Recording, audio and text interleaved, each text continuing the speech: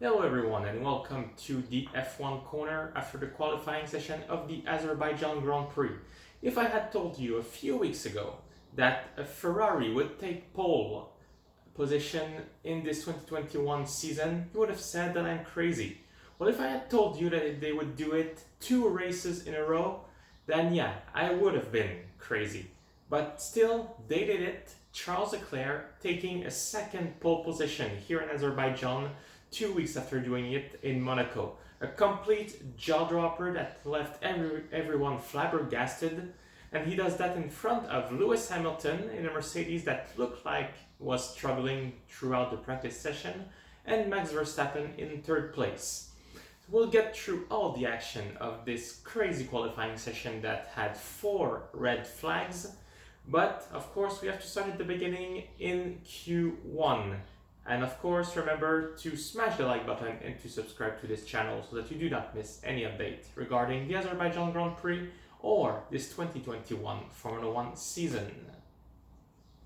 So, Q1, we're out Nicolas Latifi, Mick Schumacher, Nikita Mazepin, Lance Stroll and Antonio Giovinazzi. No, the two Haas did not beat Stroll and Giovinazzi in terms of pure pace. It is simply that both drivers did a mistake at turn 15 that is very infamous and that caused a lot of headaches for everyone this weekend. Stroll Giovinazzi crashing actually in that corner, causing 2 red flags only in Q1, which did not help some of the drivers, but apart from that, the order was more or less kept. So it meant that both drivers will be starting in last. The two Haas, no big surprises there, but I think an encouraging sign here is that Mazepin is only 7/100 of a second behind Mick Schumacher. This is a big improvement compared to what we've seen in the previous races, so good job in his case. And Nicolas Latifi once again trying his best to make it to Q2 and outpace teammate George Russell. Cannot do it once again. So Nicolas Latifi in 16th. So we'll start tomorrow in 16th place. Yeah, Nicolas Latifi, followed by Mick Schumacher, Nikita Mazepin. And then I'm not exactly sure which order are Stroll and Giovinazzi considering when they crashed, but these two will also start at the back of the grid. We get to Q2, which was also pretty exciting and was brought to an abrupt stop by a red flag. I will explain that in a minute, but we're out in that session. Sebastian Vettel, Esteban Ocon, Daniel Ricciardo, Kimi Raikkonen and George Russell. George Russell, no big surprises there, same for Kimi Raikkonen. They have a car that cannot really make it into Q3 unless there are some very extreme circumstances, but a good job of them making it to Q2. Daniel Ricciardo, disappointing result considering that Norris made it to Q3, but on his second fast lap, Ricciardo crashed also, not in turn 15 though, but he caused a red flag which also ruined his lap and stopped everyone else from improving, meaning that Esteban Ocon and Sebastian Vettel, who were also on fast lap, had to abort. Vettel missing out on Q3 only by 3/100 of a second behind Fernando Alonso. Just the slimmest margin, very disappointing for Aston Martin this weekend so far. They looked like they were struggling in practice, so I won't say it comes as a big surprise, but there was potential for Vettel to make it to Q3. On the bright side, he gets a free choice of tire for tomorrow's race, and Esteban Ocon just has been behind Alonso throughout the whole weekend. Seems like it's just not a track for Esteban at this point, but the race tomorrow will provide a lot of opportunities for overtake. And so we get to Q3. Very, very flabbergasting Q3. It's not to say the least. Charles Leclerc on pole, as I mentioned, in front of Lewis Hamilton and Max Verstappen. But let's start at the bottom. Very disappointing lap for Valtteri Bottas. He was the first of the 2 Mercedes to complete a fast lap. Could only complete one, of course, because there was a second red flag, actually 4th red flag of that qualifying session caused by Yuki Tsunoda, who also crashed at turn 15, if I'm right. I could be mistaken here. But yeah, so session was again brought to an abrupt stop. So everyone just put in one fast lap, and this is the result we get. Bottas, 10th place, very disappointing.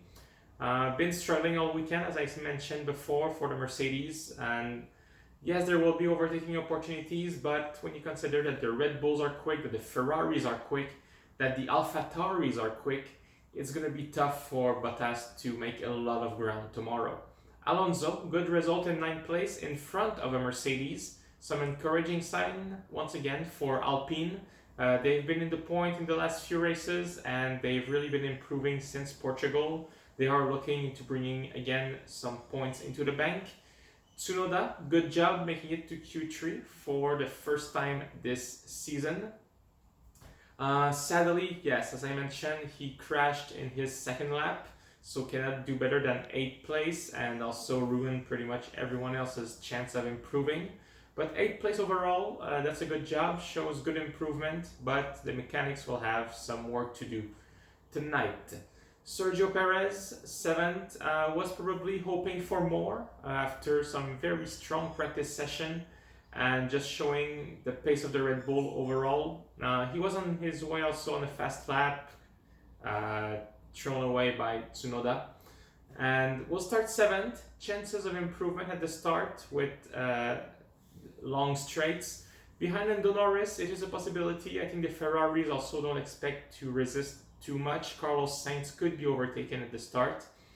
And it's a track that Sergio Perez very like. He's been on the podium twice in Baku. So I would be very confident about his chances tomorrow. Lando Norris, 6th place. Good job for McLaren in a big battle with Ferrari. The fact that Ricciardo starts 13th will not help. And Norris is also under investigation for red flag procedures infringement, causing a potential pit lane overlook, but we don't expect too much consequences there. Still, just a little asterisk near Norris. He could maybe go down the order. Carlos Sainz, 5th, showing once again the pace that the Ferrari have this weekend. Good job. Gasly, astounding lap from his part. The AlphaTauri have looked strong also throughout the whole weekend. 4th place is something incredible. I think there are chances that he could have been on pole if he had had a better toe at the end of his fast lap. But, 4th place, I'm sure AlphaTauri will take that. Gasly equals also his best qualifying in his career. Verstappen, 3rd place, will be disappointed. Even though he starts at the front, he could have done better, should probably have started in front of the Mercedes. But instead starts 3rd behind Hamilton and Leclerc. The start will not be a big overtaking opportunity because there's only about 130 meters to the first corner. Really, it's going to be at the end of the first lap or after turn 2 all the way to turn 3, where maybe we'll see some actions. Hamilton will be very pleased with that result in front of Verstappen, who is fighting for the championship, and definitely showing a lot more pace than what we expected at the beginning of the qualifying session. I think it's the best he could hope. I don't think anyone could have beaten Leclerc, who actually had a very big toe behind Lewis Hamilton when he completed his lap.